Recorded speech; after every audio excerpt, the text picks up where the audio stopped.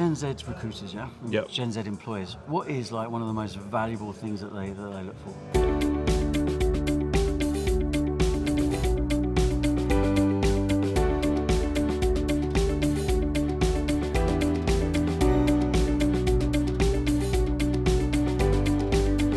Gen Z recruiters, yeah? Yep. Gen Z employers. What is like one of the most valuable things that they look for?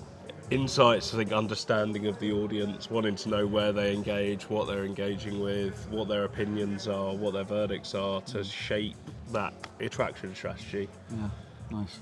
And like, I mean, look, think about Not Going to Uni. It's been built on its community, hasn't it? Yeah, absolutely. Yeah. So how many were we looking at really in terms of? You're talking about millions throughout the year across, your website traffic. Then you add up all the social campaigns you run, extended network of our ambassadors when they're promoting, and so on. There's a lot of eyeballs focused on Not Going to Uni content, be it coming through the website, be it seeing stuff on social, be it clicking on an ad, or like I said, engaging with something like our ambassadors, plus all the events and other things that we'll go to throughout a year. And actually, it's like there is a highly engaged community there, isn't there? Yeah. Community is an often easy thing to. There's to people band that about, come. but it is There's people active. that come back and want to engage it. They find out about it in school. They come back at the right time, be at the end of their school journey or after a gap year or whatever that might be. So we try and make a space where they can use it at their leisure. And we've got the ambassadors as well, which is that kind of those people who are super bought into working with us to actually. Yeah, to raise awareness. Yeah, lovely. And actually, we've got quite a bit of insights going out at the moment. Quite a few surveys. Yeah. We've got our mental health one in partnership with Steve Keith that we're looking to run to understand young people's sort of opinions and areas around mental health of young people. We've got our NHS health careers survey that we're running to find out more about attitudes towards careers within the health industry, be it NHS, be it private. And then we're also running one around social media insights as well, and understanding a little more there as well. And it's great to be able to take those surveys and go to events that we're running. So we've got events coming up which we're going to be sharing this with. Yeah. Of course, our socials as well. Yeah.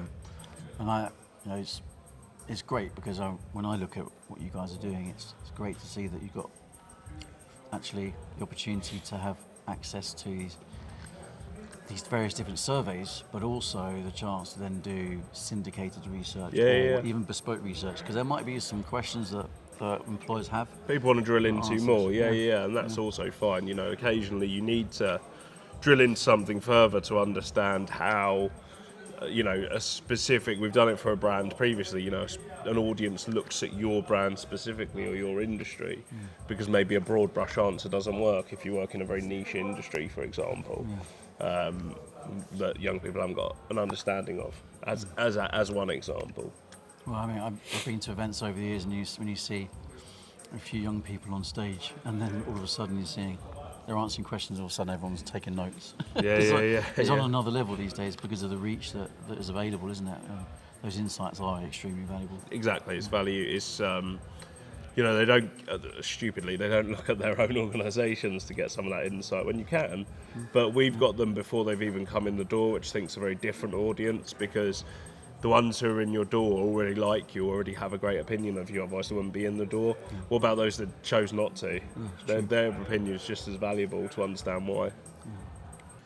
So look, early careers teams, super busy. Yep.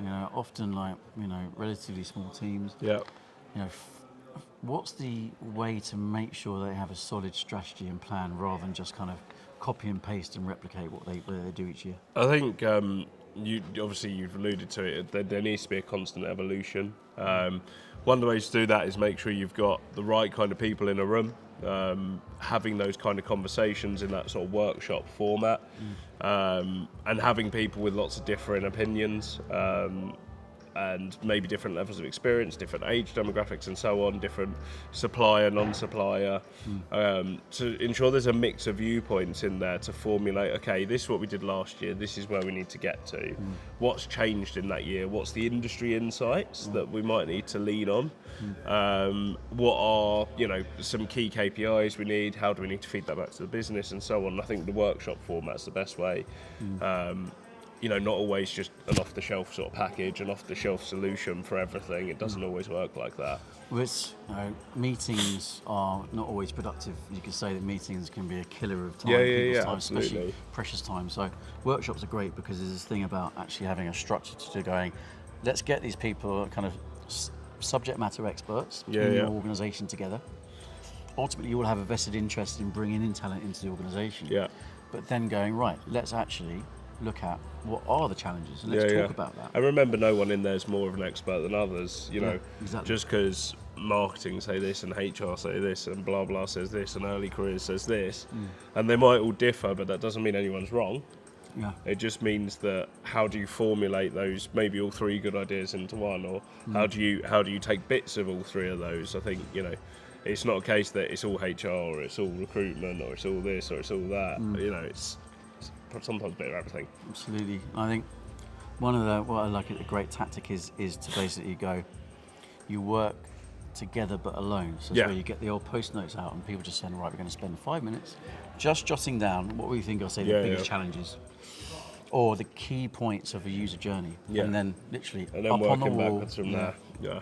People then do a note and vote, which is then put their vote up on the wall, which means actually you don't get this danger of maybe a conversation being dominated by one idea or by one particular person. It is definitely more collaborative. Yeah, and that's the important thing. Then there's an agreement on the direction you should go in terms of the biggest challenges you should be facing, and then the plan that can be put together for that. Actually, I find that within a relatively short space of time, you get a pretty solid plan off the back of that, which is a good starting point then to go, right, this is what we need to do and next. then evolve it from there. Yeah, lovely.